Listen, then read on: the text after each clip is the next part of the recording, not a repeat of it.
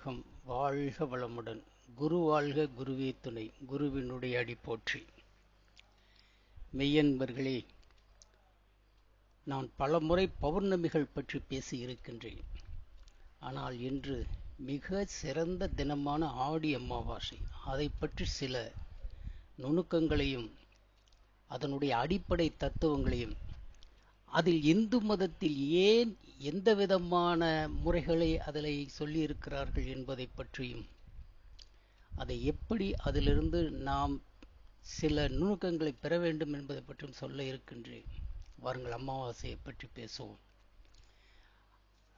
அமாவாசை என்றால் மறைமதி, இருண்மதி, கார்வா, பொது நிலவு, சந்திரோதயம் இல்லா நாள், கிருஷ்ணபட்சம் தொடங்கும் நாள் என்றெல்லாம் அமாவாசையை அழைக்கிறார்கள்.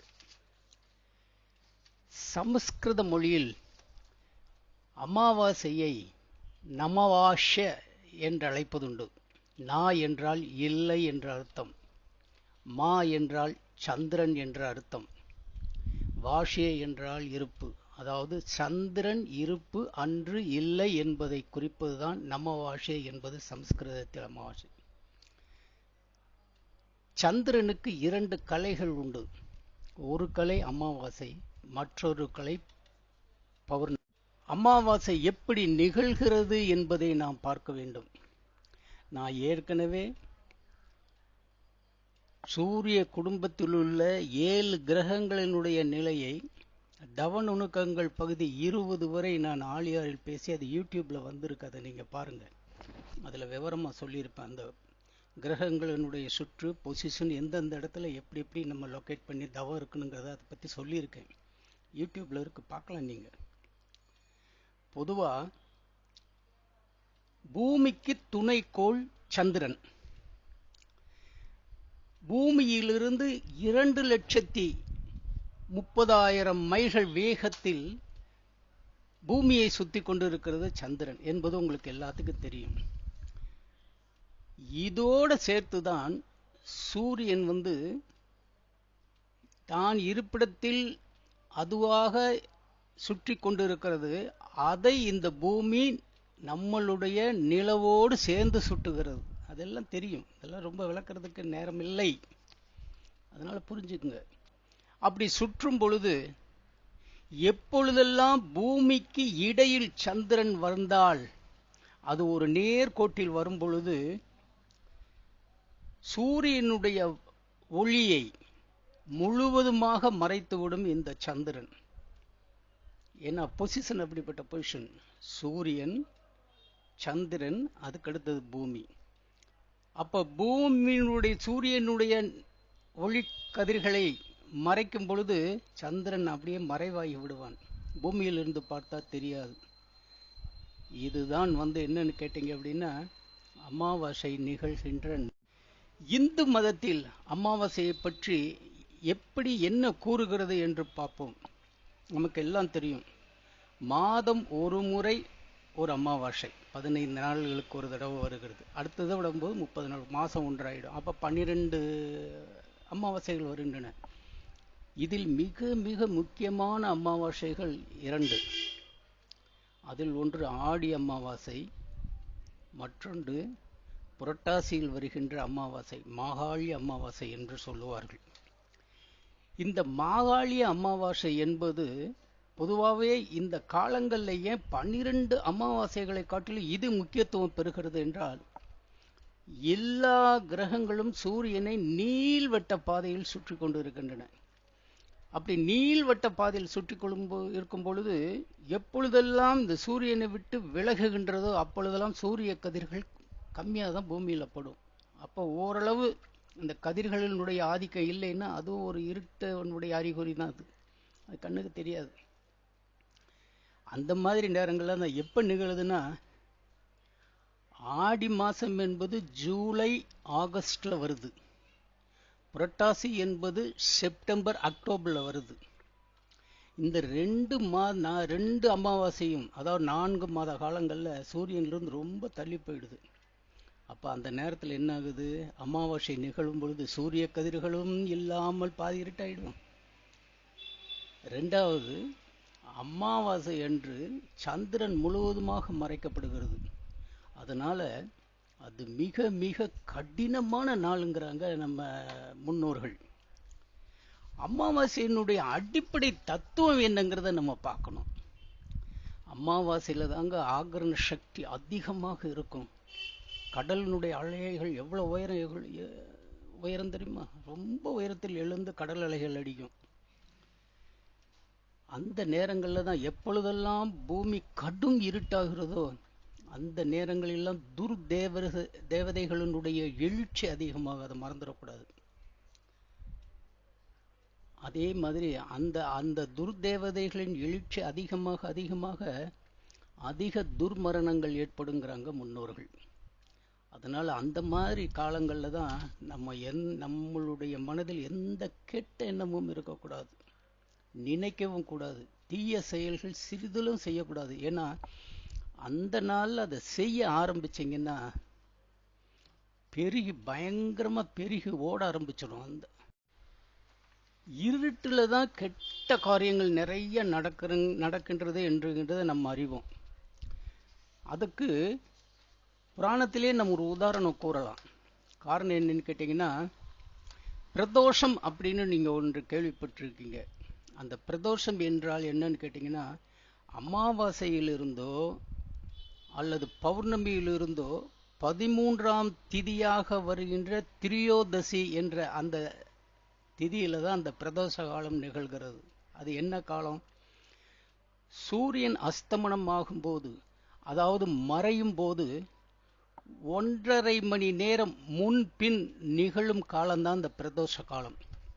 அந்த காலங்கள்ல தான் நாம் முந்தி சொன்ன மாதிரி துர்தேவதைகளுடைய ஆட்சி நடமாட்டம் அதிகமாக இருப்பதால் உயிர்கள் நாசமும் அதிகமாக இருக்கிறது.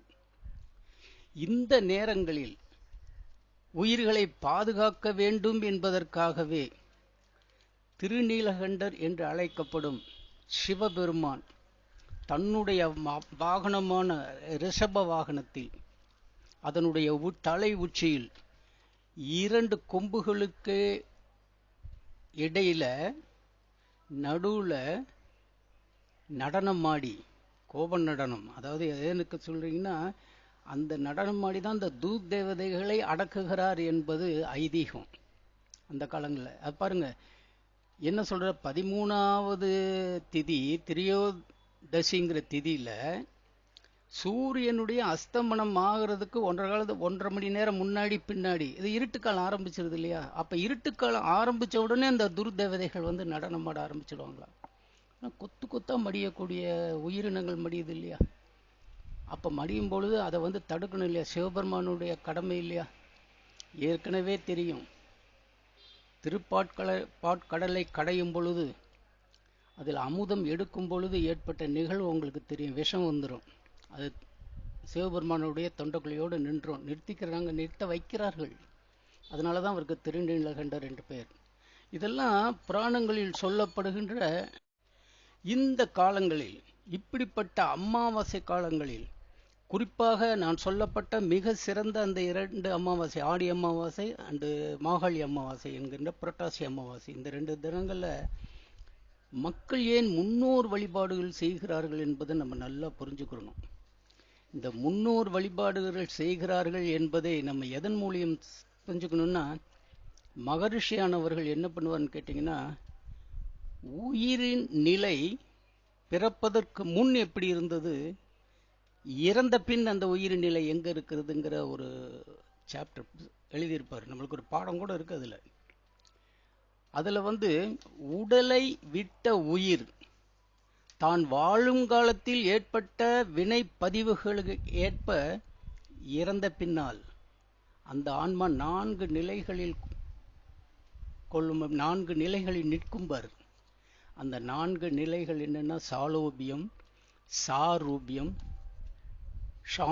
அதாவது சாலோபியம், சாமீபம், சாரூபியம், சாயுச்சியம் என்ற 4 நிலை.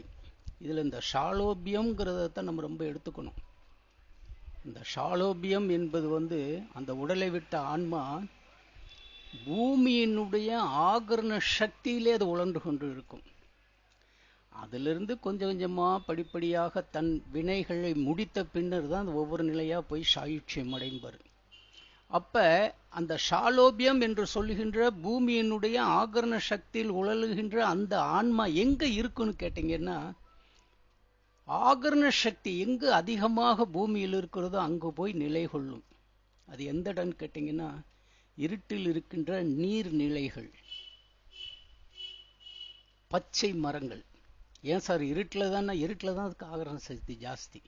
ஏன்னா சந்திர ஒளியும் இல்லையா, அது அமாவாசையில் எவ்வளோ ஆகரண சக்தி, சந்திர ஒளியும் இல்லை, சூரிய ஒளியும் இல்லை, அப்போ ஆகரண சக்தி ஜாஸ்தி தானே இருக்கும். அதான் கனமான நாள், கடினமான நாள். அந்த நாளில் நீர்நிலைகளிலும் பச்சை மரங்களிலும் தடுத்து நிற்கப்படும்ங்கிறார். அந்த இடங்கள்ல இருக்குங்கிறார். அந்த இடங்கள்ல தான் ஏன்னு கேட்டீங்க அப்படின்னா, நம்ம ஒரு நல்ல ஒரு இதை பயன்படுத்திக்கணும். சில பேர் கேட்பாங்க, அமாவாசை நாள் என்பது போர் தொடங்குவதற்கு குறிப்பிடப்படுகின்ற முக்கியமான நாள்னு புராணங்கள்ல நம்ம பார்த்துருக்கோம். ஏன்னா அந்த காலங்களில், அந்த அமாவாசை காலங்களில் போர் தொடங்கினால் வெற்றி நிச்சயம்பாங்க. அப்படி இருக்கும் பொழுது ஏன் அமாவாசை காலங்களில் கல்யாணம் நல்ல காரியங்கள் வைப்பதில்லை என்பது ஒருத்தர் கேட்குற கேள்வி. நான் இதை பள்ளி, அதாவது ஹைஸ்கூலில் படிக்கும்போது கேட்ட கேள்வி இப்போ எனக்கு ஞாபகம் வருது, உங்களுக்கு சொல்கிறேன் கேளுங்க. நல்ல நாள் தானே, வெற்றிகரமான நாள் தானே. ஒரு திருமணத்தை முடிவு வச்சா வெற்றியாக கொண்டாடலாம் இல்லையா?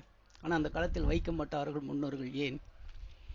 பொதுவாகவே நம் இந்து மதத்தில் எந்த காரியம் செய்தாலும் தாய் தந்தையர்களுடைய ஆட்சி அதில் இருக்கணும். அவர்களுடைய அந்த ஆட்சி என்பது அவர்களுடைய ஆசீர்வாதம். அதோடு சேர்த்து அவர்கள் எப்பொழுது ஆசீர்வாதம் கொடுக்கிறார்களோ அப்பொழுது முன்னோர்களும் அவர்களோடு சேர்ந்து ஆசீர்வாதம் கொடுப்பார்கள். எந்த காரியம் செஞ்சாலும் அவர்களுடைய ஆசீர்வாதத்துக்கு அப்புறம்தான். திருமண காலங்களில் மணமேடைகளில் யாகம் வளர்த்துவாங்க பார்த்தீங்களா? நெருப்பு மூட்டி யாகம் வளர்த்தும் பொழுது எப்பொழுது அந்த நெருப்பை அவர்கள் தொடுகின்றார்களோ, அந்த நெருப்பை பற்ற வைக்கும் பொழுதே நமது முன்னோர்கள் அந்த மேடையில் அமர்ந்து விடுவார்கள். அவர்கள் வந்த பின்னாடி நம் குலதெய்வம் அங்கு வசிக்கும். அதன் பின்னாடி நம்ம இஷ்ட தெய்வங்களும் வந்துவிடும். அதன் பின்னாடி தேவர்களும் அங்கு வந்து விடுவார்கள். தேவர்களும் அங்கு இருப்பார்கள். அந்த நிகழ்வோடு தான் இந்த மணமேடையில் அந்த நிகழ்வு நடக்கிறது. இத்தனை பேர் ஆசீர்வாதம் செய்துதான் அதை நடத்துகிறார்கள். ஆனா அமாவாசையில நீங்க வச்சீங்கன்னா அவங்க எங்க இருப்பாங்க? நீர்நிலைகள்ல இருப்பாங்க. அமாவாசை காலங்கள்ல நீர்நிலைகள்ல தனக்கு உணவு வேண்டி, ஐதீகம், இந்து மதத்தினுடைய முழு நம்பிக்கை, முன்னோர்களுக்கு உணவளிக்கும் நாள் தான் அது. அதனால தான் முன்னோர்கள் வழிபாடு என்பது மந்திரங்கள் சொல்லி தர்ப்பணம் செய்தல். அந்த நேரத்தில் அங்கே இருக்கும்போது நீங்கள் அமாவாசையில் வச்சீங்கன்னா என்ன ஆகும்? கண்டிப்பாக அவர் தாய் தந்தையர்கள் ஆசீர்வாதம் உங்களுக்கு கிடைக்காது. அதனால் நீங்கள் எப்பொழுதுமே எந்த காரியம் செய்தாலும் எது செய்தாலும் அவர்கள் ஆசீர்வாதம் உங்களுக்கு இருந்து கொண்டே இருக்கணும். இன்னொன்று சொல்கிறேன், மகரிஷி சொன்ன ஒரு முக்கியமான கருத்தை மனசில் வச்சுக்கோங்க. இப்போ நம்ம மனவளக்கலை மன்றத்தில் இருக்கோம். எப்போ தவத்தில் முதல்ல எடுத்துன்னு நம்மளை முடிச்சுட்டு அடுத்தது மனைவிக்கு கொடுத்துட்டு அடுத்தது தான் நம்மளுக்கு உடன் பிறந்த இது நம்மளுடைய மக்கள் செல்வங்களுக்கு வாழ்த்து சொல்கிறோம். அதுவும் இல்லாமல் ஏதாவது இருக்கும்போது காலையில் மாலையில் சாயந்தரம் எப்பொழுதும் ஒரு வாழ்க வளமுடன் வாழ்க வளமுடன் சொல்லிக்கிட்டே இருக்கோம். நம்மளுக்கு பின்னாடி யார் சொல்லுவாங்க சொல்லுங்கள், நினச்சி பாருங்கள். நம்மளுக்கு பின்னாடி சொல்கிறதுக்கு ஆள் இல்லை. அந்த மனவளக்கலை மன்றத்தில் பயிலாவிட்டாலும் அந்த தாய் தந்தையிலிருந்து தன்னுடைய பிள்ளைகள் நன்றாக இருக்க வேண்டும் தான் நினைப்பார்களே தவிர எவரும் அவர்கள் நல்ல வழியை விட்டு கெட்ட வழியில் சென்று நாசமாக போகணுங்கிறது கனவுலேயே நினைக்க மாட்டாங்க. தாய் தந்தைகள் நினைப்பாங்களா? அப்போ உயிரோடு இருக்கும் காலத்தில் நல்லா இருக்கணும்னு நினைச்சவங்க இறந்த பின்னாடி அந்த வாழ்த்துக்கள் எப்படி வரும்? அதுதான் மகரிஷி சொல்லுவார், நமது தாய் தந்தையர்கள், அது முன்னோர்கள் அல்லது இஷ்ட தெய்வங்கள் அல்லது குல தெய்வங்கள் அல்லது குருவினுடைய படங்களை. இவர்கள் படங்களை நீங்கள் அடிக்கடி பார்க்கின்ற இடத்தில் வைத்து அவர்களை பார்த்து கொண்டு இருக்கும் பொழுதே அதில் இருக்கிற வைப்ரேஷன், வாழ்த்துக்கள் வைப்ரேஷனாக வந்து உங்களுக்கு வந்து கொண்டே இருக்கும். இன்னும் சில நேரங்களில் சில இடங்களில் பார்த்தீங்கன்னா, கல்யாண அந்த மேடையில் வந்து யாகம் வளர்த்தும்போது தாலி கட்டுவதற்கு முன்னாடியே வந்து முன்னோர்களினுடைய, அதாவது தாய் தந்தையர்கள் இருந்து கல்யாணம் செய்து வைத்தால் அவர்களுடைய தாய் தந்தையர் படத்தை அங்கே வச்சிருப்பாங்க. இப்போ அதெல்லாம் மறந்து போச்சு, யாருமே செய்யறது இல்லை. கலியுகம் பிறந்து விட்டது அல்லவா? அப்போ அந்த மாதிரி நேரங்களில் செய்யும் போது தான் வந்து அவர்கள் வந்து எப்பொழுதுமே ஆசீர்வாதம் பெற்று வாழ்நாள் முழுவதும் நன்றாக இருப்பார்கள் என்பது ஒரு ஐதீகம். அதை மறந்துவிட. உடலை விட்ட ஆன்மா பற்றி மகரிஷி என்ன சொல்லுகிறார் தெரியுமா? ஆன்மா என்பது அசத்தும்பாரு, அதாவது ஒரு ஜடப்பொருள். ஏன்னா ஆன்மாவுக்கு ஆண் பெண் வித்தியாசமே கிடையாது, ஒரே ஆன்மா தான். ஆன்மா இப்போ நீங்கள் வந்து அந்த ஆன்மாக்கு தானே சாப்பாடு கொடுக்குறோன்னு நினைக்கிறோம். தர்ப்பணம் செய்யும் போது என்ன பண்ணுறோம்? ஆற்றோரங்களில் அவர்கள் இருப்பார்கள் என்ற ஐதீகம் மகரிஷி சொல்லப்படி சயின்டிஃபிக்காக அதை எடுத்துக்கிட்டாலும் அவர்களுக்கு உணவளிக்கிறோம், அவர்களை வணங்குறோம் அப்படின்னா அது அந்த உணவை அவர்கள் எடுத்துக்கொள்வார்களா? இந்த இடத்துல தான் மகரிஷி நமக்கு அருமையான அறிவுரை கொடுக்குறார். ஆன்மா தனித்து இயங்காது.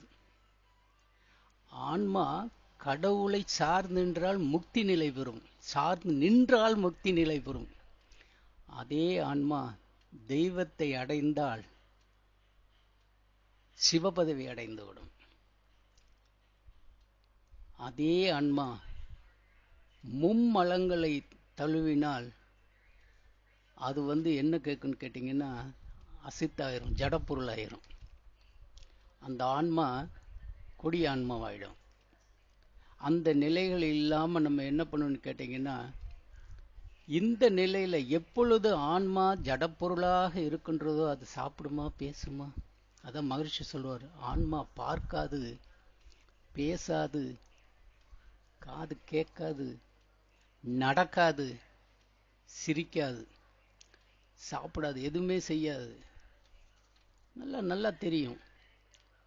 அப்படி இது எல்லாம் பார்க்க, பேச, கேட்க, நடக்க, சிரிக்க, சாப்பிட வேணும்னா அதுக்கு 8 சிறப்பு இயக்கங்கள் இருக்கும். அந்த 8 சிறப்பு இயக்கங்கள் இருந்தாலே அது வந்து உயிருள்ள உடம்பாயிடும். அந்த 8 சிறப்பு இயக்கம் என்னங்கிறாரு மகரிஷி? 3 உரு பொருள் இருக்கணும். கண்ணுக்கு தெரிகின்ற மாதிரி அந்த ஆன்மாவுக்கு 3 உரு பொருள் இருக்கணும், பார்க்கக்கூடிய உருவமா இருக்கணும். என்னென்ன உருவம்? உடல் இருக்கணும், புலன்கள் இருக்கணும், மூளை இருக்கணும். இந்த 3 உருபொருள்.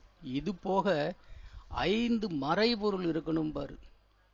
1 உயிர் இருக்கணும், 2வது ஜீவகாந்தம் இருக்கணும், 3வது மனம் இருக்கணும், 4வது உள்ளம் இருக்கணும், 5வது கருமை இருக்கணும். இந்த 8 சிறப்பு இயக்கங்கள் இருந்தால்தான் அந்த ஆன்மா பேசும், நடக்கும், செய்யும். அப்படி இருக்கும்போது நாம் தர்ப்பணம் என்ற முறையில் நாம் கொடுக்கின்ற உணவை அதை ஏற்றுக்கொள்ளுமா?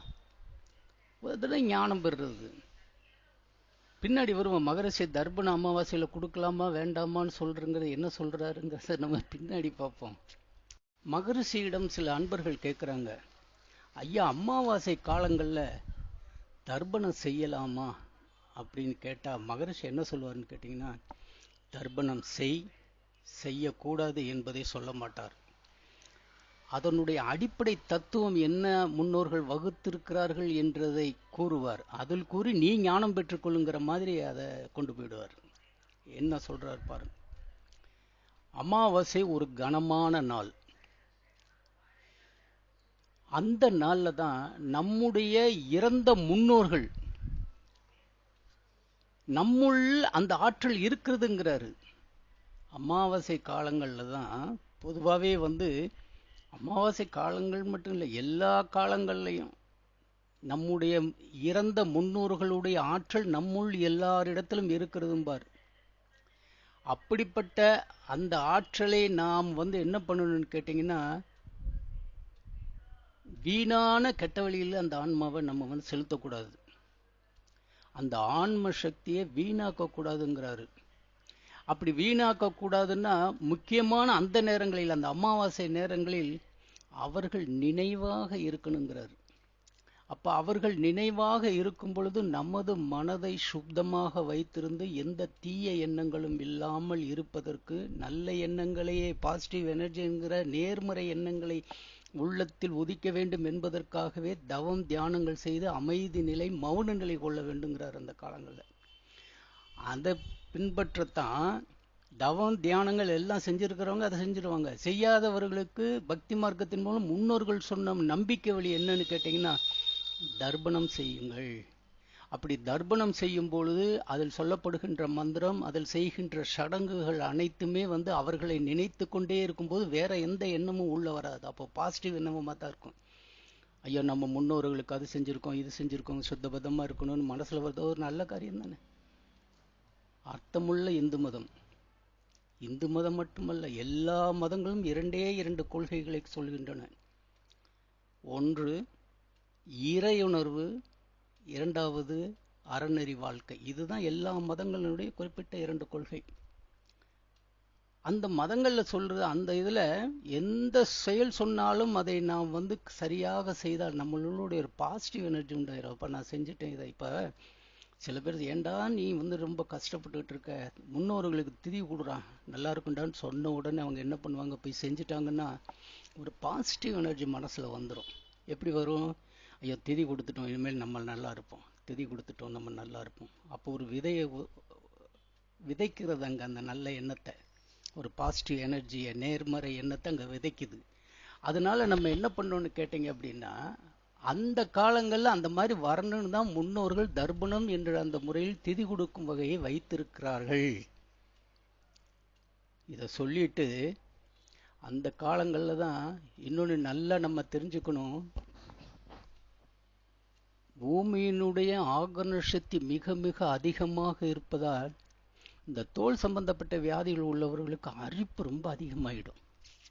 ஏதாவது ஒரு எகைன்ஸ்ட் அந்த எண்ணங்களை விட்டு வேற ஏதாவது எண்ணங்களை மாற்றி தீய எண்ணங்களை லேசாக விதைச்சு தீய செயலை செய்ய ஆரம்பிச்சாங்கன்னா ஏற்கனவே இருக்கின்ற அந்த நோய், தோல் நோய் அரிப்பு அதிகமாகுங்கிறாரு. மூளை லேசா கோளாறு உள்ளவர்கள் அந்த நேரத்தில் வெறி பிடிச்ச மாதிரி ஆயிடுவாங்களாம். எப்போ? அமாவாசை காலங்களில். அந்த காலங்களில் குழந்தை பாக்கியம், குழந்தை பேர் உண்டானால் மூளை வளர்ச்சி இல்லாத குழந்தை பிறக்க ஆரம்பிச்சிருமா. அதுதான் ரொம்ப. இதெல்லாம் மனசுல வச்சுதான் என்ன பண்றாங்கன்னு கேட்டீங்கன்னா, நீங்க நல்ல முறையில் அந்த நாள்ல மனசை சுத்தமாக தீய எண்ணங்களின்றி இருக்க வைக்கணும்னா, நம்பிக்கை மார்க்கம் என்று சொல்லப்படுகின்ற பக்தி வழியில் இருப்பவர்கள் தர்ப்பணம் செய்து அந்த எண்ணத்தை வைத்துக் கொள்ளலாம். மனவளக்கலை மன்றத்தில் பயின்றவர்கள் அந்த நேரத்தில் தவம் தியானங்கள் வைத்து நம்ம மனதை குழப்பம் இல்லாமல் வைத்துக் கொள்ளலாம். சரி, தர்ப்பணம் செய்வதை பற்றி மற்ற மகான்கள் என்ன சொல்லுகிறாருன்னு பார்ப்போமா? பொதுவாகவே ராமலிங்க சுவாமிகள், வள்ளல் பெருமானை நம்ம எடுத்துக்கணும். அவர் தர்ப்பணம் செய்வது, திதி கொடுப்பது, அது சம்பந்தமாக சடங்குகள் செய்ய வேண்டாம் என்கிறார். காரணம் என்றால், மகரிஷி சொன்ன மாதிரி அது ஆன்மா என்றும் ஏற்பதில்லை. இன்னொன்று என்னன்னு கேட்டிங்கன்னா, உடலை விட்டு ஆன்மா வெளியேறிவிட்டால் அந்த உடலை புதைக்க வேண்டுமே தவிர எரிக்கக்கூடாது. அப்படி எரித்தீர்களானால் அது கொலைக்கு சமமாகும் என்கிறார். காரணம், ஆன்மா என்பது என்றும் இறப்பதில்லை. அந்த உடலை புதைக்க வேண்டும் என்கிறார். அப்படி புதைக்காவிட்டால் நீங்கள் கொலை பழிக்கு சமமானவர்கள் ஆவார்கள்ங்கிறார். எப்படிப்பட்ட கருத்தெல்லாம் பாருங்க, எப்படி மகான்கள் சொல்றாங்க. இந்த அமாவாசையை பற்றி நாம் பேசிக்கொண்டிருக்கும் பொழுது ஒரு முக்கியமான அமாவாசையினுடைய சிறப்பு நிகழ்வு ஒன்றை நான் உங்களுக்கு சொல்ல இருக்கேன். அது பக்தி மார்க்கத்தில் சொல்லப்பட்டதுதான். உங்களுக்கு நம்பிக்கை இருந்தால் அதை செய்யுங்கள், இல்லைன்னா அதை செய்யலைன்னா கூட பரவாயில்ல. அந்த நேரங்களில் இதை செய்து விட்டால் ஒரு பாசிட்டிவ் எனர்ஜி மனசில் சரியா நல்லா இருக்கும் அப்படின்னு ஒரு எண்ணம் கடைசி வரைக்கும் இருந்துகிட்டு இருக்கு. அது என்னன்னு கேட்டிங்கன்னா, அந்த அமாவாசையினுடைய சிறப்பு. எந்த அமாவாசை திங்கட்கிழமை அன்று வருகிறதோ அந்த அமாவாசை பெண்களுக்கு மிகவும் சிறப்பாக இருக்கும் என்கிறார்கள். ஏன்னா அந்த நேரத்தில் விரதம் கடைபிடித்தால், விரதம்னா நீங்க முழுதும் ஒரு ஒரு நாள் முழுவதும் சாப்பிடாம இருக்குங்கிறது விரதம் அல்ல. காலை உணவானதா என்ன பண்ணணும்னு கேட்டிங்கன்னா, பழ வகைகள் சாறுகள் சாப்பிட்டு கொஞ்ச நேரம் இருந்து ஒரு ஒரு ஒரு நல்ல இறை சிந்தனையோடு இருந்து அந்த விரதத்தை கடைபிடிப்பது. மத்தியானம் வழக்கம் போல அந்த மாதிரி நேரங்களில் அந்த விரதங்களை கடைபிடித்து நல்ல எண்ணங்களோடு இறையுணர்வோடு இருந்து அந்த விரதத்தை கடைபிடித்தால்,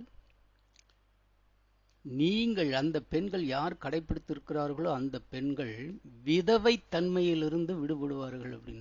அப்படின்னு என்ன? தன்னுடைய கணவன் ஆயுள் வரை கடைசி வரைக்கும் கூட இருப்பான்னு அர்த்தம். ரெண்டாவது, அப்படிப்பட்ட காலங்களில் விரதம் இருக்கும் பொழுது, எது அமாவாசை திங்கக்கிழமையில் வருவது, சோமவார அமாவாசைன்னு பேர் அதுக்கு. சந்ததிகள் நல்ல பெருகி மிகவும் நல்ல அறிவுஜீவியாக இருக்குங்கிறாங்க. இப்படிப்பட்ட இந்த அமாவாசையை மனதில் வச்சுக்கிட்டு நம்ம என்ன செய்யணும்னு கேட்டிங்கன்னா, எது செய்யணும் எது செய்யக்கூடாது வேற ஒன்றும் இல்லைங்க. ஒரு ஒரு ஒரு முடிவாக ஒன்று நான் சொல்கிறேன். அமாவாசை காலங்கள் ரொம்ப இருட்டான காலம், கடினமான காலம், துர்தேவதைகளினுடைய நடமாட்டம் அதிகமாக இருக்கின்ற காலம். அதனுடைய பாதிப்பு நமக்கு வந்துடக்கூடாது என்பதற்காகவே என்ன பண்ணுறோன்னு கேட்டிங்கன்னா, நம்ம சில நேரங்கள் மனதை நல்லதாக வைத்து நேர்மறை எண்ணங்களை விதைத்து இறையுணர்வோடு அன்பாக நடந்து கொண்டு அமைதியாக இருந்தால் இதை வென்றுவிடலாம் என்பதுதான் அமாவாசை தினங்களில் உண்டான சிறப்பு என்று கூறி முடிக்கின்றேன். வாழ்க வளமுடன், வாழ்க வளமுடன்.